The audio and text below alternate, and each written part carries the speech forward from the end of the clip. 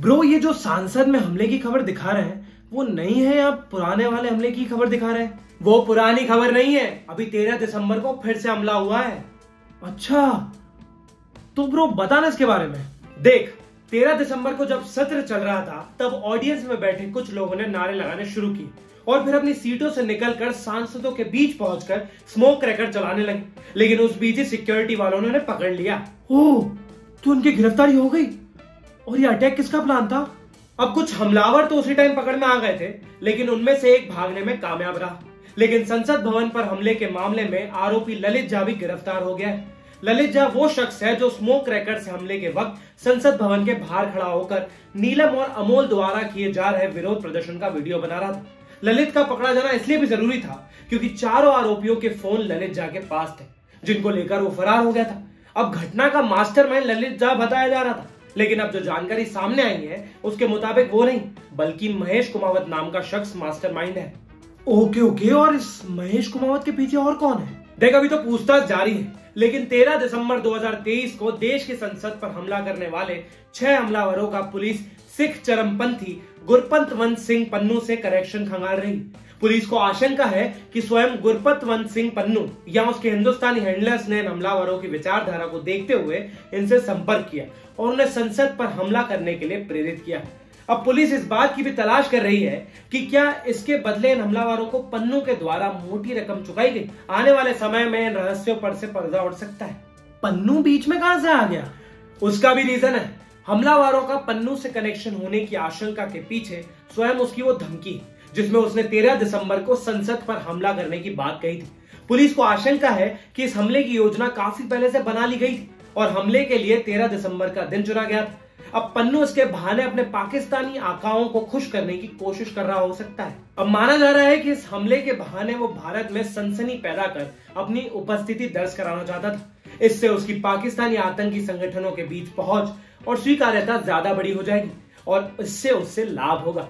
इसके पहले दिल्ली मेट्रो की दीवारों पर 1-2 बार कुछ आपत्तिजनक टिप्पणियां लिखी गई थी, उसे भी पन्नू के गुंगों की शरारत बताया गया था। अब इस बार वो कुछ बड़ा करके भारत में अपनी उपस्थिति दर्ज कराना चाहता था और इसी के लिए उसने इन हमलावरों का इस्तेमाल किया।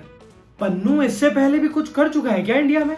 दिल्ली पुलिस के एक अधिकारी के अनुसार 2019-20 में राजधानी में हुए एक आंदोलन के समय भी पन्नू के तार कुछ लोगों से जुड़ते देखे गए थे। अब इस बार हुए हमलों में भी नीलम सिंह आजाद नाम की जिस महिला की संलिप्तता सामने आई है वो उक्त आंदोलन के समय सक्रिय थी।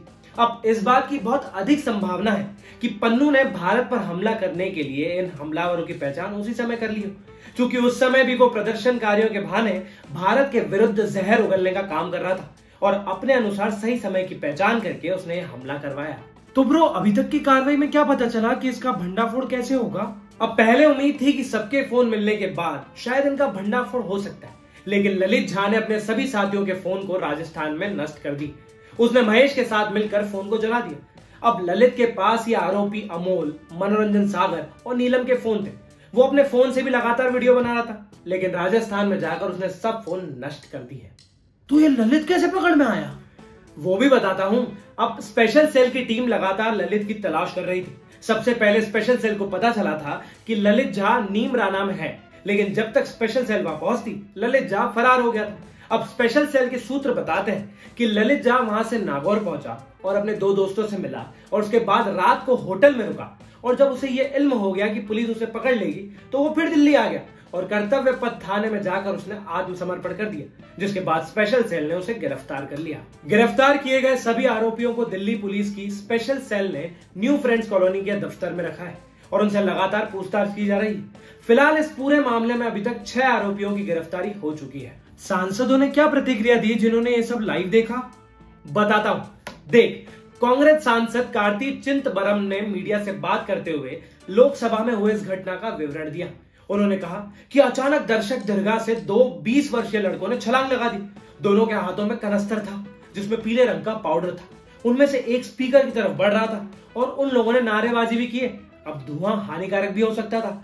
यह संसद में सुरक्षा में हुई चूक का गंभीर मामला है। घटना 13 दिसंबर को हुई है और यह वही दिन है जब 2001 में संसद भवन पर हमला किया गया है। संसद में सुरक्षा में हुई चूक पर समाजवादी पार्टी की सांसद डिंपल यादव ने कहा, जो भी संसद में आए वे या तो दर्शक थे या पत्रकार। उनके पास टैग नहीं था। मुझे लगता है कि सरकार को इसे गंभीरता से लेना चाहिए। मुझे लगता है कि यह पूरी तरह से सुरक्षा में चूक है। लोकसभा के अंदर कुछ भी हो सकता था। अब फिलहाल इस खबर में इतना है। अगली बड़ी खबर के लिए बने रहिए इंडिया लीडर चैनल के साथ। तब तक इस वीडियो को आप लोग लाइक करें, शेयर करिए और साथ ही साथ हमारे इंडिया लीडर चैनल को सब्सक्राइब जरूर करिए। नमस्ते।